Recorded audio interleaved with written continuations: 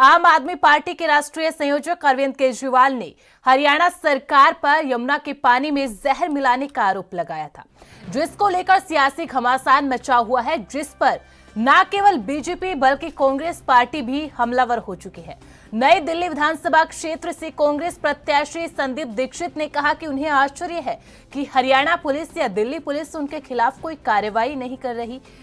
यह एक गंभीर आरोप है। साथ ही कहा कि अरविंद केजरीवाल को बताना चाहिए था कि पानी में किस तरह का जहर था। अगर कोई आम आदमी सरकार पर नरसंहार का आरोप लगाता है तो वह अगले ही दिन जेल में होगा, लेकिन हरियाणा पुलिस, दिल्ली पुलिस उनके खिलाफ कोई कार्रवाई नहीं कर रही। साथ ही चुनाव आयोग ने भी इस मामले पर कोई एक्शन नहीं लिया है।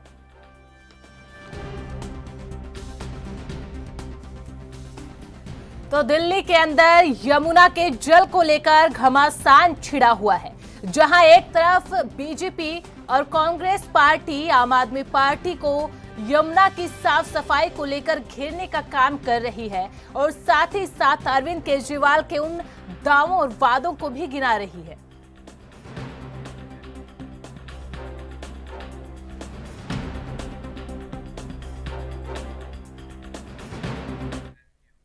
और इस खबर पर ज्यादा अपडेट के साथ हमारे संवाददाता राजीव तिवारी भी लाइव जुड़ चुके हैं। राजीव, देखिए, अब यमुना के जल को लेकर न केवल दिल्ली के अंदर बल्कि हरियाणा के अंदर भी सियासी घमासान मचा हुआ है और जिस तरह से अरविंद केजरीवाल ने यमुना के जल के प्रदूषण को लेकर हरियाणा सरकार पर हमला बोला था, निशाना साधा था, अब उसी को लेकर न केवल बीजेपी बल्कि कांग्रेस भी यहां पर हमलावर दिखाई दे रही है।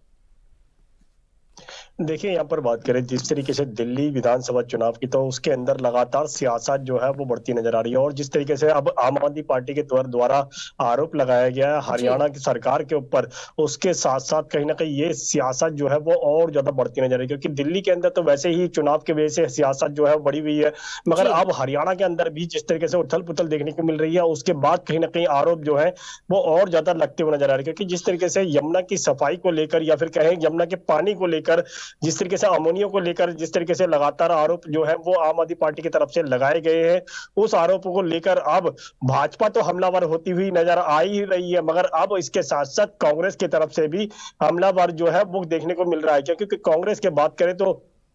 बड़े नेता संदीप दीक्षित की तरफ से भी कहा गया है कि आम आदमी पार्टी की तरफ से जिस तरीके का बयान दिया गया है और आरोप लगाए गए हैं, इस आरोपों के अंदर कितनी सच्चाई है वो उनको स्पष्ट करना चाहिए। मगर अभी तक ना तो कितनी आम आदमी पार्टी की तरफ से ये स्पष्ट किया गया है कि वाकई में ही जो अमोनिया की मात्रा बताई जा रही थी कि वो कितनी मात्रा बढ़ी हुई है, मगर यहाँ पर यह भी बताया गया है कि दिल्ली के अंदर जिस तरीके से अगर वो हरियाणा का पानी आ जाता तब कहीं ना कहीं लोगों की जान जो है वो जा सकती थी। मगर यहाँ पर बात करें दिल्ली जल बोर्ड की, तो दिल्ली जल बोर्ड की तरफ से भी साफ जो है वो मना कर दिया गया, इस तरीके की जानकारी जो नहीं दी गई है। दूसरा, यहाँ पर हरियाणा की तरफ से पानी जो छोड़ा जा रहा था वो कम छोड़ा जा रहा था, जिसकी वजह से अमोनिया की मात्रा जो है वो थोड़ी बहुत जरूर बढ़ती नजर आती, मगर उससे किसी भी की नुकसान जो है वो नहीं हो पाता, क्योंकि लगातार यमुना की सफाई को लेकर विवाद बढ़ा हुआ है। क्योंकि पॉल्यूशन के मद्देनजर रखते हुए यमुना की सफाई को लेकर जिस तरीके से विवाद बढ़ा हुआ था, वही विवाद जो है दिल्ली विधानसभा चुनाव के अंदर और ज्यादा बढ़ता नजर आ रहा है। और इसकी जिस तरीके से पहले भाजपा इसको लेकर हमलावर होती नजर थी और अब आम आदमी पार्टी की तरफ से ही कहीं ना कहीं हमला जो है वो बोला जा रहा है। ये कहा जा रहा है कि हरियाणा की तरफ से जो पानी छोड़ा जा रहा है उसके अंदर अमोनिया की मात्रा जो है वो 6% से ज्यादा है, तो जिसकी वजह से कहीं ना कहीं लोगों की मौत हो सकती है। मगर यहाँ पर बात करें उसको रोकने के लिए दिल्ली जल बोर्ड के अधिकारियों को लिए कहा गया है कि दिल्ली जल बोर्ड के अधिकारियों नहीं, उनको उसको पानी को मौके पर ही रोक दिया गया है ताकि दिल्ली के अंदर वो पानी जो है वो प्रवेश ना कर सके। मगर यहाँ पर जिस तरीके से दिल्ली जल बोर्ड का बयान आया है तो उसको लेकर भी कहीं ना कहीं सियासत बढ़ती हुई नजर आ रही है। ये कहा जा रहा है कि जब दिल्ली सरकार के विभाग ही इस तरीके की बातों से खंडन कर रहे हैं और ये कहा जा रहा है कि अरविंद केजरीवाल की तरफ से जो आरोप लगाए गए उसमें कोई भी सच्चाई नहीं है। दूसरा, यहाँ पर संदीप दीक्षित हमलावर होते नजर आ रहे हैं, तो उससे साफ जाहिर है कहीं ना कहीं सियासत जो है वो और ज्यादा बढ़ चुकी है। और जैसे जैसे चुनाव और ज्यादा नजदीक आएंगे, क्योंकि 5 फरवरी को वोटिंग होनी है दिल्ली के अंदर, उसके वजह से कहीं ना कहीं सियासत जो है वो या फिर कहे आरोप प्रत्यारोप जो है वो और ज्यादा ज्यादा बढ़ चुके हैं। जी राजू, बिल्कुल। और जिन सवालों का जिक्र आपने यहाँ पर किया, कल केंद्रीय गृह मंत्री ने भी इन सवालों का जिक्र किया था। उन्होंने कहा था कि अरविंद केजरीवाल जिस जल बोर्ड के हवाले से सारी जानकारी दे रहे हैं तो उसे सार्वजनिक कर दिया जाए। और दूसरी, केंद्रीय गृह मंत्री अमित शाह ने यह भी पूछा था कि अगर अमोनिया की लगातार यहाँ पर बात की जा रही है और इतने ही सबूत अगर अरविंद केजरीवाल के पास है तो उनको जो है चुनाव आयोग के सामने जाकर पेश करे। इसके अलावा जिस तरीके से यमुना को लेकर, जिस तरीके से हरियाणा सरकार को यहां पर तंज कसा जा रहा है, तो मुख्यमंत्री नायब सिंह सैनी भी सामने आए और उन्होंने कहा कि मानहानि का दावा करेंगे। और तीसरी तरफ जो कांग्रेस पार्टी के नई दिल्ली विधानसभा से कांग्रेस के जो कैंडिडेट है संदीप दीक्षित, उन्होंने तो एलजी को भी पत्र लिख दिया इस पूरे मामले पर।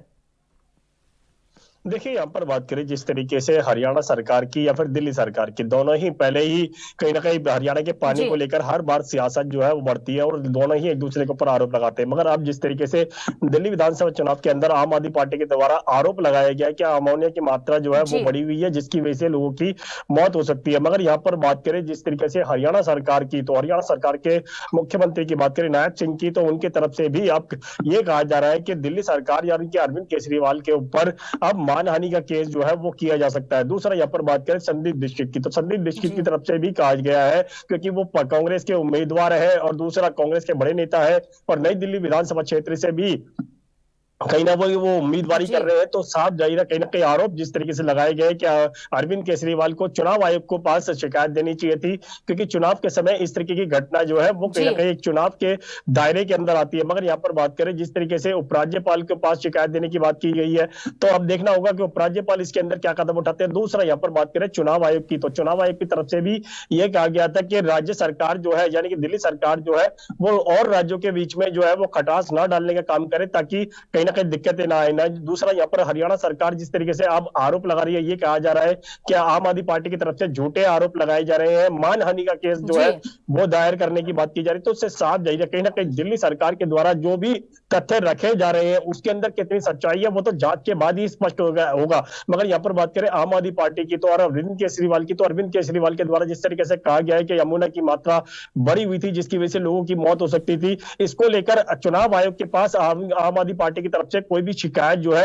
वो नहीं दी गई है। दूसरा, यहाँ पर इसको लेकर ना ही दिल्ली पुलिस के पास कोई शिकायत दी गई है ना ही किसी और विभाग के पास, तो साफ जाहिर है सिर्फ झूठे आरोप जो है वो लगाए जा रहे हैं। मगर इन झूठ के आरोप की सच्चाई जो है वो जांच के बाद ही स्पष्ट होगी, क्योंकि नायब सिंह की तरफ से भी कहा गया है कि मानहानि का केस करेंगे। दूसरा, यहाँ पर संदीप दीक्षित की बात करें तो उपराज्यपाल से शिकायत करने की बात की जा रही है। अब देखना होगा कि वाकई में इसके अंदर सच्चाई कितनी है और उपराज्यपाल क्या वाकई में ही कोई जांच एजेंसियों को या फिर दिल्ली पुलिस को आदेश देंगे इसके अंदर कि सही सच्चाई क्या है और सच्चाई जो है वो जनता के सामने आना चाहिए। क्योंकि आम आदमी पार्टी के द्वारा जो आरोप लगाए गए हैं उसमें कितनी सच्चाई है वो तो जांच के बाद ही स्पष्ट होगा। मगर अभी तक जांच के लिए कोई भी कदम जो है वो नहीं उठता नजर आया है। जी राजू, लेकिन देखिए, अगर जल बोर्ड की तरफ से हरियाणा से जो पानी यमुना के अंदर छोड़ा जाता है उसको अगर रोक दिया गया है तो इसके लिए एक आदेश भी जारी किया गया होगा, तो अरविंद केजरीवाल उस आदेश को सबके सामने सार्वजनिक कर दे। और दूसरा, जो चुनाव आयोग है उन्होंने ना केवल यहाँ पर आम आदमी पार्टी को यहाँ पर